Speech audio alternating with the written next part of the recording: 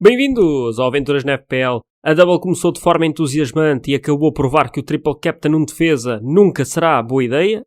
O Chelsea continua em boa forma ofensiva e horrível defensivamente. Foi mais um tiro ao lado. O Everton perdeu o jogo onde conseguiu maior volume ofensivo desde que eu me lembro dos últimos 5 jogos. E o Tottenham perdeu e despediu o Thomas Frank, onde o Newcastle conseguiu uns pontinhos fora de casa. O United conseguiu empatar com o West Ham e não houve corte de cabelo para ninguém. Não sei se ainda se lembravam. E o Aston Villa teve mais um jogo morno onde deu para o satisfaz mais. O City fuzilou e caminha para o título. O Forest também despediu o treinador depois de não marcar ao Wolves e foi buscar o Vítor Pereira. O Palace perdeu com o Burnley, mas mostrou sinais positivos. Vamos ter atenção se não há lesões no play-off da Conference e pensar sobre estes assets que têm blanco na 31. O Liverpool conseguiu uma grande vitória à equipa sensação da Premier League e o Arsenal perdeu o embalo do título com 2 empates. É o resumo da Double. Entramos agora na terceira fase da Premier, onde vão existir eliminatórias difíceis das competições europeias e as taças entram em momentos decisivos. Vamos lá!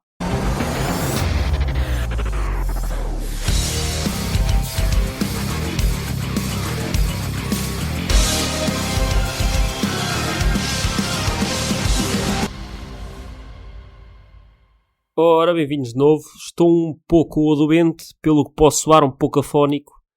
Não sei se consigo entregar tudo na melhor medida, mas estou cá mais uma semana para vos entregar o episódio onde vou dar aqui os meus insights sobre esta double que se passou e agora sobre as próximas Game Weeks, que eu considero uma nova fase, onde também já vou dar aqui um lamiré do porquê.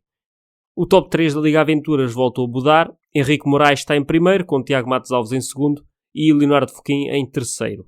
Neste momento já estou a 140 pontos do primeiro lugar da Liga Aventuras, o que mostra a minha fraca época, mas resta-me continuar a trazer as análises semanais e trocar ideias com a nossa comunidade sempre que vocês quiserem. Como referi na introdução, começa esta nova fase da Premier. Gosto de caracterizar a Premier por várias fases e agora temos uma outra, onde até à Game Week 31 devemos analisar em bloco estes jogos que se seguem e enquadrado que a 31 tem uma blanca de diversas equipas, Palace, City, Arsenal e Wolves. Arsenal e Wolves, o jogo já aconteceu e que deu agora empate. Quem já não tiver o wildcard deverá guardar transfers ou antecipar os jogadores que quer ter na Double 33. Isto antecipar é muito giro se eles não se lesionarem, mas, por exemplo, há jogadores do Brentford que podemos ter até essa altura. Não teremos muitos, não devemos ter grandes problemas, a menos que seja uma lesão. Eu vou também atualizando o mapa das doubles e publicando no X. E se não usarem o X também mandem mensagem que eu trato de enviar pelo Instagram, por exemplo. Obviamente agora estamos todos de olho nos jogadores que têm a tal blanco na Game Week 31 e temos que ir retirando. Que é o caso do Arsenal que teve agora jogo e não vai jogar depois. E o Brentford, como eu estava a dizer, aparece aqui com uma sequência de jogos muito interessante para metermos 1 ou 2 jogadores. O Tiago pelos penaltis, parece-me uma compra fácil para qualquer equipa. Quem precisa de um médio fica aqui na calha de escolher um médio errado entre Dango e Shade. E o Dango irá estar agora em período de Ramadão. E o ano passado tinha ideia de ter ido mais vezes para o banco, apesar de ser outro treinador, claro. Nesta altura, portanto, eu não sei como é que o jogador reage a este tipo de esforço físico. Pela nossa experiência do ano passado, não foi a melhor e eu diria que o Shade é um pouco mais caro, pode ter também penaltis, mas se calhar compensa. Lá está, é difícil decidir entre os dois. Não vejo o Brentford a ter double na Game Week 33, mas terá um jogo em casa com o Fulham, nessa tal Game Week, e a meu ver pode render na mesma, pelo que não será uma má escolha para um Mendes Boost na 33 ter um Tiago na equipa. Se calhar estamos a prescindir de outro avançado, mas não sei se é por aí que há problemas. Como o Liverpool também tem uma boa sequência de jogos agora, vejo como o ideal desta equipa o Szoboszlai ou o Wirtz, que para mim que são os que estão em melhor forma. E juntando estes dois, ou um destes dois, ao Tiago, penso que seja uma melhor combinação do que Shade ou Dango mais Ekitike. O Liverpool que teve agora uma boa prestação na taça contra o Brighton, no entanto, o jogo foi mais dividido do que o que pareceu. E o Liverpool em jogos divididos tende a safar-se melhor, e foi o sucedido. Acredito que este resultado diga também mais do Brighton do que do Liverpool. Mas a verdade é que estes resultados também dão aqui algum momento, alguma forma à equipa do Liverpool, e o Brighton continua aqui a descer na escala das prestações, dizendo assim. O Aston Villa também tem uma sequência de jogos interessantes. Eu já tenho o Martínez e o Rogers, e se tivesse de meter mais um seria o Cash. Penso que é uma opção válida também para quem o queira levar já nesta Game Week e tirar, por exemplo, um Saliba. A outra opção é o Munhoz, mas tem Blanc na Game Week 31 e acaba por dificultar aqui um pouco as contas quando lá chegarmos. Eu estou muito a falar da 33, da 31, porque são jornadas que vão ser difíceis de gerir e temos que começar já a pensar o que é que pode dar jeito aí, o que é que não vai dar jeito aí, que é para conseguirmos chegar lá e não termos que dar menos 8, para termos, se calhar nem 11, se calhar dão menos 8 e têm 10 jogadores. Era horrível, porque um do vosso banco que custa 4 milhões, entretanto já não é titular. Chegam lá, dão por vocês, têm 3 do City, 2 do Arsenal, 2 do Palace e pronto. O guarda-redes também, se for preciso, eu tenho o Sá, mas já trouxe o Martínez a contar com isso. Temos que chegar lá de forma pensada para não correr muito mal. Pode correr mal na mesma. Eu tenho pensado muito e estou mal na mesma, mas pelo menos fazemos a nossa parte, que é pensar nas coisas. Agora depois pensamos bem, é outra conversa. Falando dos defesas, é verdade, eu estava aqui a referir que o Munhoz tem Blanc na 31, portanto pode não ser a melhor opção. Que opções é que há? Um defesa do Bournemouth também não é má ideia. Pode dar jeito, nem que seja pelo preço. Temos o James Hill, conseguimos encaixar algum saldo, caso fosse troca Saliba para James Hill.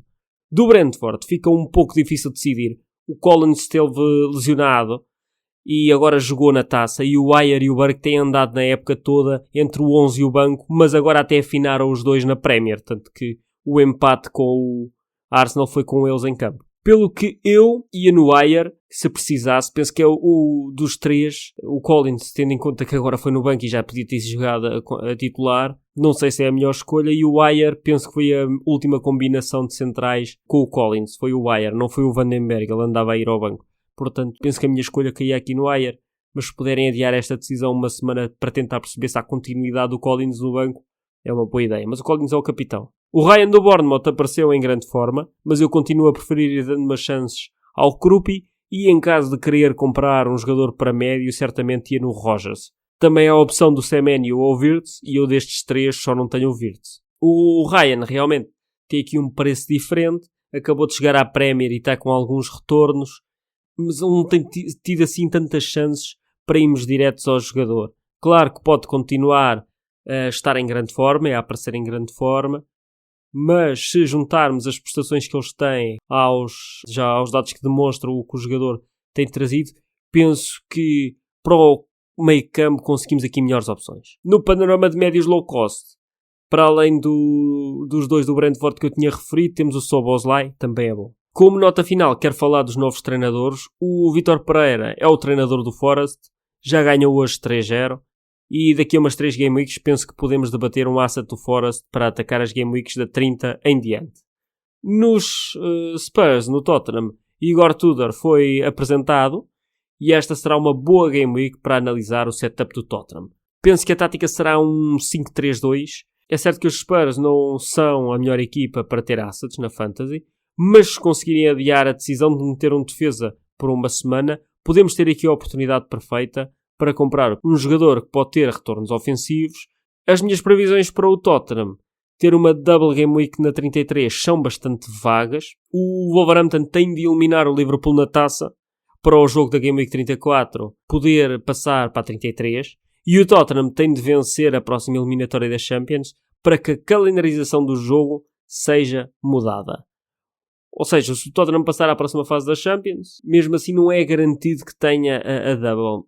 E se o Wolves passar à próxima fase da taça, também não é garantido. Mas aumenta aqui as probabilidades. Precisamos destes dois fatores acontecerem para sequer pensar que o Tottenham pode ter uma double.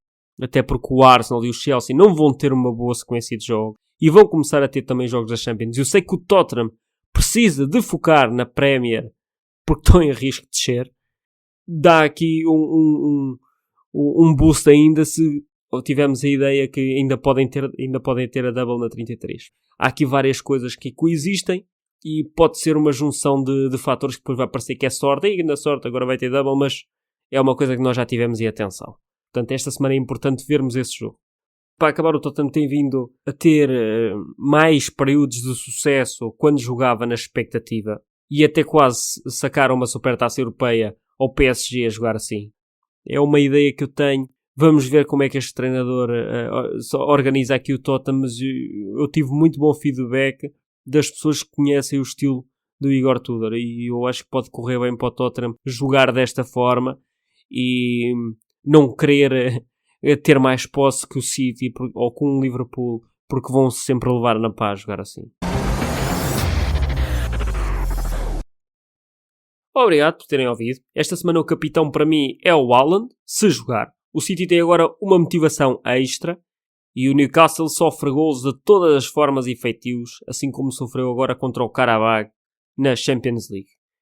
E estão a jogar sem o Bruno Guimarães, o que não abona muito a favor da equipa de Newcastle. E é fora, em casa do City. Penso que o João Pedro pode ser uma melhor opção, para quem o tenha ou não o tenho. Tem um teto alto, e esta Game Week pode muito bem chegar mais uma vez aos 12, 13 pontos. Assim como o Palmer, que pode ser uma Game Week onde faz os 20 pontos outra vez. É uma grande... Quem o teve, olhe, parabéns. Teve aqui um grande tiro. Mas também acredito que a seguir este jogo é para vender, portanto não vale a pena estarmos a meter com o risco de não fazer nada. A menos que queiram comprar, meter a capitão e acharem que continuam em forma, apesar de ter jogos com o Arsenal, etc. Se houver lesão do Haaland, outra opção para quem não tenha nenhum do Chelsea, o Enzo não acredito que seja uma opção, visto que o Palmer tem os penaltis agora. Portanto, o Igor Thiago aparece aqui como um possível capitão. Mais uma vez confio nos avançados que jogam contra o Brighton e provavelmente vai ser um jogo onde ele pelo menos faz um gol. Tem também os penaltis. Não é que o Brighton consistentemente provoque penaltis, mas pode dar. O Bruno Fernandes também deve pontuar bem com 10 dias de descanso e é mais um a considerar no caso de Haaland estar lesionado. Tenham a forma dos jogadores em conta quando os vão buscar, mas também se essa forma estiver muito boa, provavelmente já foi afetada por jogos. E temos que ver também os jogos que vêm a seguir para ver se isso pode mudar.